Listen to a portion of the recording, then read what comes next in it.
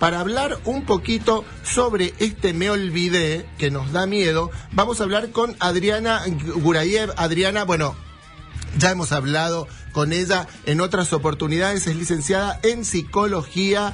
Adriana, te saludamos desde los estudios de MDZ Radio. Hola, ¿qué tal? Buenos días, qué gusto de volver a estar con ustedes. Bueno, queríamos charlar un poco con vos sobre este tema. A mí me amarga, y estoy seguro que a muchísima parte de la audiencia también, ese olvido repentino, ese, como decía Marcelo, lo tengo en la punta de la lengua y no me sale, el dónde dejé las llaves, dónde está el celular. ¿Por qué nos pasan esos olvidos momentáneos o puntuales? El tema es muy vasto y vamos a hacer un recorte de lo que es del área de mi incumbencia, que es la psicología, porque está totalmente entroncado con la neurología también. Yo voy a hablar de los factores psicológicos que pueden aportar a que esta situación se produzca. Para hablar del olvido hay que hablar un poquitín de la memoria, ¿no? Mínimamente decir que es una función que tenemos todos del conocimiento, que nos permite guardar, almacenar. Imaginemos un enorme almacén, ¿no? Lleno de estantes. Hay estantes que los tenemos a la altura nuestra, que son esos recuerdos que frecuentamos muchísimo, y los tomamos, y a mayor reiteración de ello, mayor posibilidad de recordarlo. Hay otros estantes más lejos, que tenemos que armar, digamos, una escalera de asociaciones, de eslabones, para poder acceder.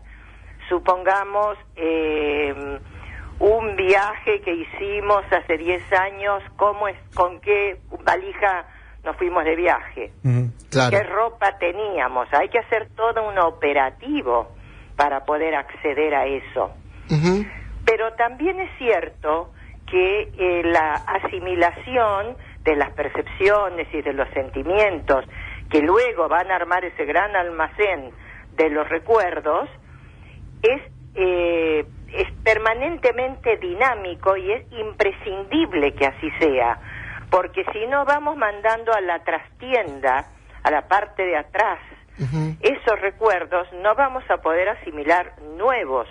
Hay un famosísimo cuento de Borges que se llama Funes el Memorioso, que sucintamente decía que para contar lo que le había pasado el día anterior le llevaba 24 horas relatarlo.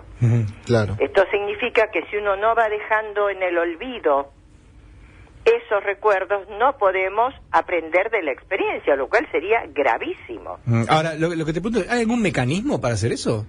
Sí, el mecanismo está instalado en la función cognitiva. Cuando falla el mecanismo de asociación o neurológicamente de sinapsis, ahí comenzamos a tener algún tipo de problema, sobre todo si se perpetúa en el tiempo.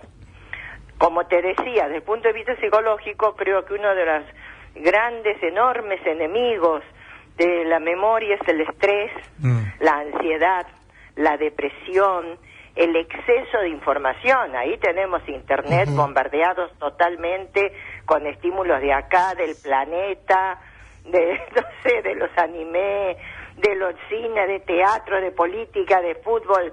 Entonces la cabeza no siempre está con la suficiente atención para fijar el recuerdo. Y esa es una de las razones que responde a tu pregunta, Marcelo, ¿no? Sí, Marcelo, Federico y Luz estamos. Sí, o sea que hay veces que uno aprende, registra, mejor dicho, como en automático. Claro. Y no se da cuenta que lo percibió. Eso es lo que puede pasar, por ejemplo, con dónde dejé las llaves. Exacto. O la clave del email, que viste que la usás todos los días y de golpe no te sale la clave. Y de golpe no sale la clave. Exactamente. Con respecto a la pregunta, vuelvo a tu pregunta interesante, ¿cómo se hace ese proceso? Había un juego en la infancia hace unos años que yo le llamaba la pizarra mágica. No sé si ustedes lo conocen. No. Era, porque era antes de la computación, hace 20 años, ponele. Era como un acetato, como un cuadernito, se compraba en jugueterías, con un lápiz. Ah, con los imanes. El cerebro mágico. No. No, es como un formato cuaderno, formato texto, donde con un lápiz que venía vos escribías Marcelo, ¿no? E inmediatamente había como un borrador ahí, lo subías y lo bajabas, Claro. y desaparecía. Y después ponías, hoy es un día de frío, de verano, de invierno, me voy de vacaciones, y todo se borra. No se ve a la superficie. El gran descubrimiento de Freud fue equiparar el mecanismo de la memoria, del recuerdo y del olvido con el bloc maravilloso. En la traducción del alemán, acá se llama el bloc maravilloso, y es que si uno desarma ese juguete, tiene 3 planos. Uno, el que uno ve, que sería el plano de la conciencia. Otro, cuando levanta ese acetato, hay otro que aparece como borroneado, que ese es el preconsciente. Si yo te pregunto a vos, ¿qué desayunaste hoy? Vos en este momento no lo tenías presente, ¿no? No. Pero si apelas a la memoria, seguramente, supongo te vas a acordar. Es que ahí está el problema, tuve que pensar demasiado para acordarme. Si es demasiado, Sí. estamos en problemas. Y si se levanta esa segunda capa, abajo, que es como un cartón, está todo escrito. Claro. Es como el disco rígido. Lo que pasa es que no siempre podemos acceder a todo. Claro, ahora lo que no termino de entender, Adriana, es, bueno, ¿cómo ejercitarlo eso? Digamos, ¿Cómo es? ¿Cómo ejercitarlo? Bueno, hay técnicas. A ver, por ejemplo. Por ejemplo, que me cuentes, bueno, a mí no, a tus compañeros, con lujo de detalles, una película. Sí. Que te pongas el reloj en la mano opuesta y al revés. Con la aguja no hacia los dedos, sino hacia el codo. Abajo. ¿Y por qué eso? Porque va a ejercitar áreas que están dormidas o no desarrolladas en el cerebro. Mirá. A ver. Que camines para atrás. Caminar para atrás. Caminar para atrás. ¿Y por qué? Porque se van a mover otros circuitos asociativos que uno no los pone en marcha porque estás en automático. Uno camina automáticamente, para como adelante, respira, como pone las llaves. Mirá vos. Situaciones diferentes. Ahora, yo te digo una cosa, en mi casa me ven con el reloj en la mano cambiada y hacia abajo, y caminando para atrás me interna. Claro, Sí. bueno, porque culturalmente está muy aceptado, y bueno, son cosas de la edad, por supuesto que son cosas de la edad, pero en gente muy joven, atiborrada de preocupaciones, supongamos una persona con amenaza de desempleo, con subempleo, que está buscando por todos lados avisos para ver dónde puede trabajar para sostener su familia, tiene gran parte de la cabeza, de la función cognitiva ocupada allí. No le queda resto. Che, ¿qué pasó ayer con el vecindario, con la política? ¿Qué película estrenaron? Está lejísimo de eso. Qué bárbaro. Ahora, mirá lo que nos dicen por acá, en eso que estabas contando, Adriana dice, mi hijo es autista y camina mucho para atrás y tiene una memoria impresionante. ¿Tiene que ver? Te preguntan. Sí, tienen mucha memoria los autistas. Mirá. ¿Y por qué? Sí, es un espectro que ya no se le llama enfermedad,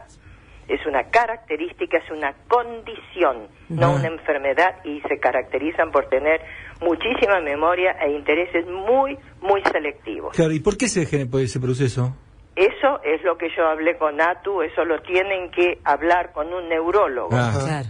porque eso perfecto. excede mi conocimiento. Está bien. Encantado les diría, pero yo me ocupo de lo psicológico. Está bien. Y bueno, ¿y cuándo una persona que sufre estas cosas, que sufre falta de memoria o que le están pasando estos episodios, tiene que cruzar ese umbral, como vos decís, de lo psicológico a lo médico? Y bueno, o sea, ¿cuáles son primero hay esos que tomar tips? conciencia, porque la verdad que la negación es muy frecuente, porque es aterrador pensar que estoy empezando a tener deterioro cognitivo. ¿A quién le gusta? Es angustiante, sí. es angustiante. En sí. función de esa negación, por angustia, porque se niega por angustia, se deja estar. Pero si me olvido con mucha frecuencia las llaves, si me olvido con mucha frecuencia, no cada tanto, los nombres, si lo tengo en la punta de la lengua y no me sale, si quiero decir algo y no me viene la palabra, si dije algo y lo empiezo y a los 10 minutos lo repito y no me acuerdo que lo dije, y empiezan a decirle a uno, pero si ya me lo dijiste, bueno, ahí es momento de consultar. Afortunadamente hay un gran avance Hola. Sí. Un gran avance psicológicamente hablando sobre estas situaciones, que son unos tests neurocognitivos que son muy claros para que puedan decir si está afectada un área de la mente o si realmente necesita ir al psicólogo urgente porque no puede más. Por ejemplo, el acoso laboral, la violencia en el trabajo, los jefes tóxicos, las empresas tóxicas aniquilan el cerebro de la persona, la cabeza. Claro.